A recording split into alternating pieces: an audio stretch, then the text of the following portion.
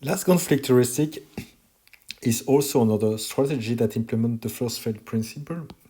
And it can be used in combination with another heuristic that will be used as a fallback heuristic, like the mean domain heuristic.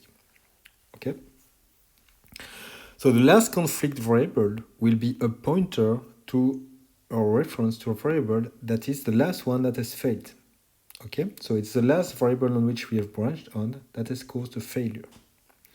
And so the next variable that we will branch on, if the last conflict variable is not yet decided, we will preferably use that one, the last conflict variable. But if that variable is already bound, then we will use the fallback heuristic to decide on which variable we should branch on. That's the very simple idea of the last conflict-based variable heuristic. And again, it can be used with a fallback heuristic, and this one can, for instance, be the mean domain heuristic or the weighted degree or whatever.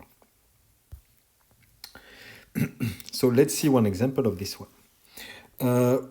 We branch on x1, we branch on x2, when we branch on x3, and then we have a failure. Okay, it's impossible to assign x4, and so why can't we instantiate x4? Maybe x4 is in conflict with x3, x2, or x1. We don't know which one, but maybe there is a conflict. And so it's a good idea to branch first on x4 as the next decision once we will backtrack. So let's see a small example again of this last conflict strategy. We branch on y, we branch on x, and then there is a failure. We backtrack, we try x different from a, then we branch on x, again there is a failure. Okay, so the last conflict variable is x from here, then here you see that it's still x. We branch, we backtrack, okay, we backtrack here. Then we try the alternative, which is y is different from a. And then here we have the choice of deciding x or y. Which one should we choose? Well, x is not yet decided, and so x is the last conflict variable, which is not yet bound, and so we branch on x preferably because this one, x, was recorded as the last conflict variable there and there. Okay, that's the idea of last conflict. We can generalize this idea, which is not very flexible, and make it more flexible, and we will call that conflict ordering search.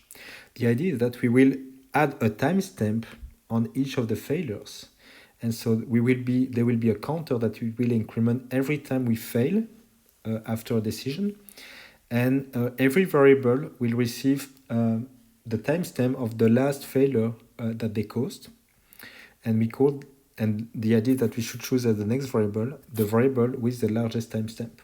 Okay, the one that received the last failure. One example demonstrating why this conflict ordering search is very useful is this very easy to understand example. So assume we have 8 different variables, and this is the constraint network. So x1 is totally free, it's not involved in any constraint, x2 as well, x3 as well, x4 as well. And then we have something like this. So we have a whole diff decomposition. So it's really a decomposition of the all different variable constraint between x5, x6, x7, and x8.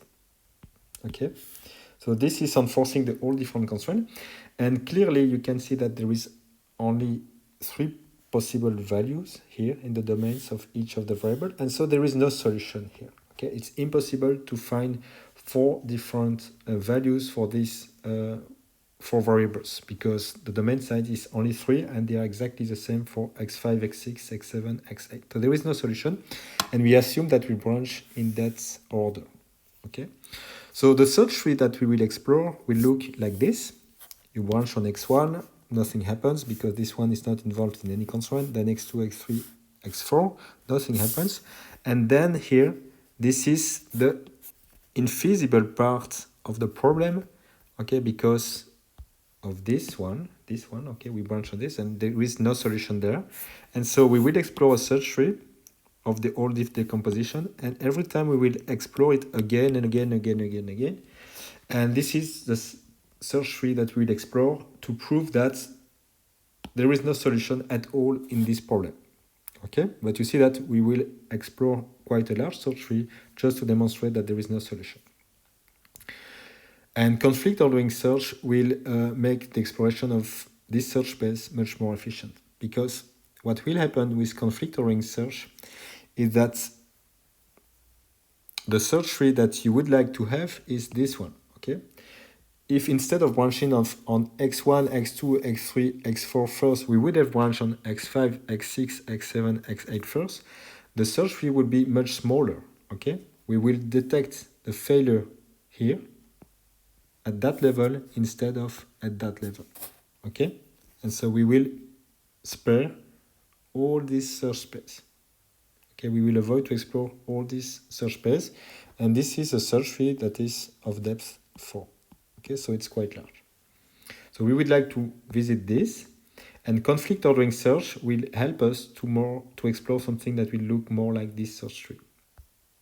Okay, this is a pseudocode of conflict ordering search. This is the problem that you need to solve, the CSP. Okay, if there is a failure, you see that there is no solution there. You augment the number of conflicts, and this will be the timestamp. Okay, this will be the current counter for the conflict, and we will tag the last variable as this number of conflict number. Okay, and so this will be the timestamp of the variable. If all the variables are assigned, then there is a solution, so you return true, and this is a solution. Okay, otherwise, you will here compute the set of variables with a timestamp that is larger than 0. Okay, initially the timestamp are equal to 0, and the domain size larger than 1. Okay. If there is no such variable with a positive timestamp yet, then we will use the fallback heuristic. So this is the fallback heuristic. And again, this can be the minimum domain size strategy. And otherwise, if we have at least one variable with a positive timestamp, we'll take the variable that corresponds to the largest timestamp. So the largest timestamp, if you remember, is the last conflict that you have met. Okay, and for the value heuristic, you can use the value heuristic that you prefer, for instance, the min domain of the variable. And you recursively solve this problem with the variable that you have selected. Let's see in practice how this strategy executes. And so we have x equal to a, then we have y equal to b. We met a failure there, and so the conflict number is 1, and so the timestamp for y will become 1. We try the alternative y different from b. We pick another variable z equal to c. Again, there is a failure, so we augment the timestamp number, which is 2, and so the timestamp for that variable z becomes 2. We try z different from c. Again, there is a failure, and so we update the timestamp of z to be 3. Okay. We backtrack. Okay, there.